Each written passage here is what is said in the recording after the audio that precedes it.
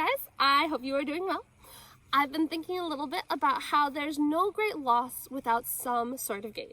And since I'm teaching you guys literally everywhere, that means I can teach you from anywhere. So, welcome to your new classroom. This is my back pond, and I thought that this would be a way more picturesque location to have class than, well, my living room. So you guys should have picked these up from school. And what we're gonna do in this video is I am going to do a little unboxing with you guys, and then I'm gonna tell you your assignment for the rest of the week. So paper first. You guys all should have picked up from school a folder. And inside of that folder, you should find two different kinds of paper. One kind of paper is bigger and thicker, and this is for your final project or for your final drawing. This paper, it's thinner. There should be about 6 sheets of it. This is for your thumbnail sketches. This is for you. This is for you to actually have some fun with. What you will notice if you kind of cheated and looked in your bags already is I have sent you a ton of stuff and a lot of materials. We probably won't need it all. But what I'm hoping is that you guys just do some artwork on your own because it's fun and you can. And do something that's maybe not on a screen. Show it to me, send it to me. I'd actually love to see it. As you know, my classroom is always open to you guys, and I want to make sure that you guys always have the opportunity to make work even when you're not in school. So let's get to this unboxing. Everybody should have a notepad of watercolor paper.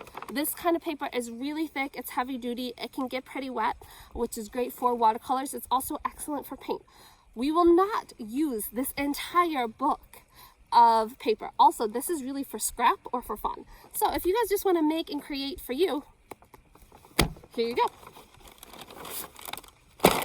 You should also have some beautiful brushes. They should be a variety of sizes and shapes, round, flat, all that jazz. But please, please, please remember that as you guys, this is it. You can't get any more brushes. That you remember to clean and wash these properly. So just as a reminder, just in case, you should be using cold water. You're gonna put a little bit of soap in the palm of your hand and clean your bristles in a circular motion. And the hair, or the part that you paint with, is your bristles, in a circular motion until the soap runs clean. Once you're done, make sure to reshape or make sure all of the bristles are facing in the same direction and store it to dry vertically. Cool. What else we have in here? We got a pencil and an eraser. We have a Sharpie. You guys should have a thick Sharpie and a thin Sharpie. My bag only has a thick Sharpie. A glue stick. And then you should have a plethora of paints. Everybody should have yellow, blue, red, and white and black. These are your primary colors, so you should be able to make any other color you need using these. And obviously for making tints, you're adding white. Shades, you're adding black. Or tones, you're mixing gray, which you need white and black for, with your colors. Cool? Wonderful. So again, please feel free, use these paints, test things out, try out different things just for fun at home because you can. I'd love to see it too. So basically we are gonna start an illustration project, and my prompt for you is this. I would like you to connect a fable or a myth or a legend or a fairy tale or a famous story to contemporary life or to modern life. So for instance, I'm thinking of Alice in Wonderland, and you know, like the White Rabbit, he carries a really big pocket watch, and he's always like, I'm late for a very important date, no time to say hello, goodbye, I'm late, that one. I'm thinking about how so frequently we often feel like we're hurrying on to the next thing, or we have so much to do that we constantly feel late. So I'm connecting the character of the White Rabbit to contemporary life. So what I'm going to ask you guys to do for the end of the week is 3 things. 1 is to come up with the idea, but not only come up with the idea and not only tell me what is happening and what you are connecting, but I want you to think about how your characters are feeling. Are they feeling nervous and panicked? Are they feeling relaxed and calm? Are they feeling really happy and excited? Are they feeling really sad? So how do your characters feel? What emotion is happening? I also want you to think about the location. Where is all of this taking place? So maybe my white rabbit is at school, or maybe my white rabbit is in the office.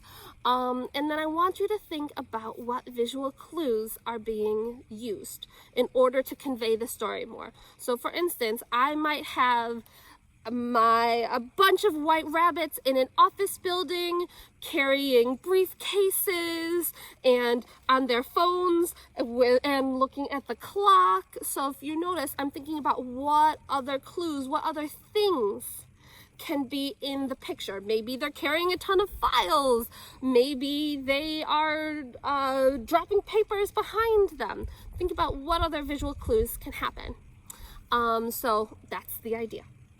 Number 2, I would like thumbnail sketches from you guys, and I want 10 of them. So 10 thumbnail sketches. Now thumbnail sketches, they should be about 3 inches by 4 inches. They're super small.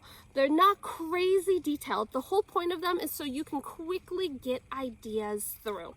Your ideas should show different compositions. So maybe in this one, my white rabbit is on this side and he's looking at his papers and he has a briefcase and he's looking at the clock. Or maybe with this one, there's my white rabbit is over here and papers are flying everywhere and there's a clock over here and there's the office in the background over here. Okay, so 10 different compositions. What I want you to keep in mind is I would like there to be a foreground, which is stuff up close, a middle ground, which is I would be standing in the middle ground, and a background, which for instance would be the trees. So if I was going to do this a little bit better for you, foreground would be the paint bottle, middle ground would be me, background would be the trees. I will link a quick PowerPoint presentation down below so you guys can understand foreground, middle ground, and background a little bit better, and so you guys can get some examples of illustrations that use foreground, middle ground, and background. So first thing I need is your idea with what's happening, how your characters feels, where your characters are, and what visual clues you need. Second thing is I need 10 thumbnail sketches that have different compositions and use foreground, middle ground, and background. And then third thing I would like you to do is to just start to figure out and to find reference photos.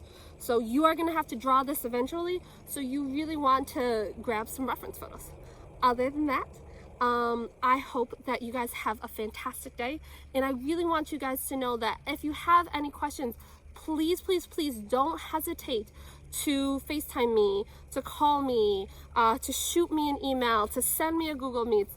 I'm here. If you have a question about an art project, this art project, or another art project, I still want you guys to make art and to have fun with it.